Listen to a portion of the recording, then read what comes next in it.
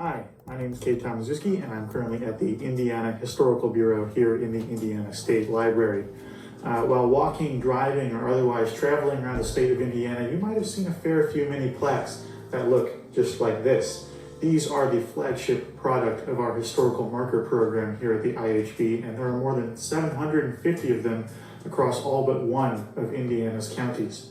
However, spotting them out and about only tells one part of their stories, that of a finished historical product. Behind that product, though, there lies a very important question. How does this turn all the way into this? Well, right now, I'm going to show you. Though historical markers are a product of the IHB, the entire process does not even begin here. Instead, it begins with Indiana citizens committed to preserving their own history. From April to July of every year, the IHB takes marker applications from individual people and communities, both online and in person. Applicants need to demonstrate some level of statewide significance to their topic, as well as provide a number of key points that they would wish to see reflected in the final marker. A topic should be in the past by at least 20 to 50 years, depending on what's covered, though exceptions do occasionally occur, especially for larger events. All the applications for a cycle are then compiled, reviewed, and selected for approval by a committee of Bureau and library staff. Applications that don't make the cut can always be refined and submitted the next go-around with IHB feedback. Once a topic has been approved, so begins the next step, research. When assembling the historical background for a marker, primary sources are the name of the game. Primary sources take the form of any original documents, objects, or other evidence contemporary to the period in question. These come in many forms, but most often include newspapers, whether in the form of printed snippets or entire volumes stored on microfilm. Maps, which can pinpoint the location of historic structures and demonstrate how they might have changed over time. One might even use legislative reports, like these. You might even look at historical photographs or artwork too. Of course, the future has come and brought a new wave of digitization, saving marker researchers from paper cuts, but more importantly, making even more sources like census records, death certificates, city directories, and more, all available through online collections. When the necessary sources are gathered up, they are collected into a research file, which is then stored for future access among the many others already cataloged in the IHB's offices. Their size often reflects the depth of research required for any given topic. Completing this stage, the entire story uncovered by applicant and researcher alike must be condensed down to fit the marker.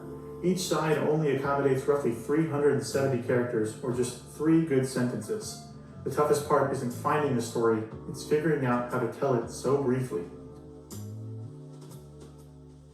Before a marker can become a reality, it first needs a place to call home.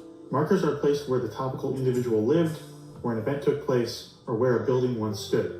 Whatever the case, the intention is that the reader could spatially interpret the history by relating it to what directly surrounds them. This is usually achieved through the direct permission of a property owner, local government, or the use of an easement, but it is still not always possible to obtain that permission.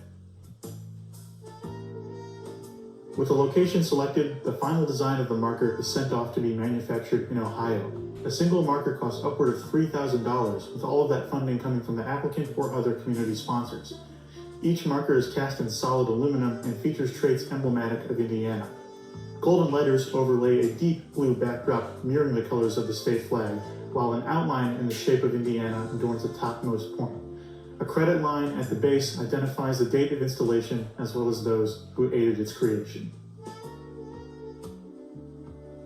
With the location confirmed and the marker fully manufactured, all that remains is the official dedication ceremony. These dedications average around 60 people in attendance, but more recent examples have seen that number shoot up to over 200 people. For the communities they serve, these dedications act as shared ground for family reunions, memorials, and remembrance of local history. Marker applicants, scholars, IHB representatives, and more deliver speeches detailing the significance of the marker itself and the history behind it. Plenty of people pose for celebratory photos afterwards. Each dedication is accompanied by a press release attracting as many visitors as possible. And just like that, you've got yourself an Indiana State historical marker, an enduring signifier of the rich and valuable history of America's 19th state.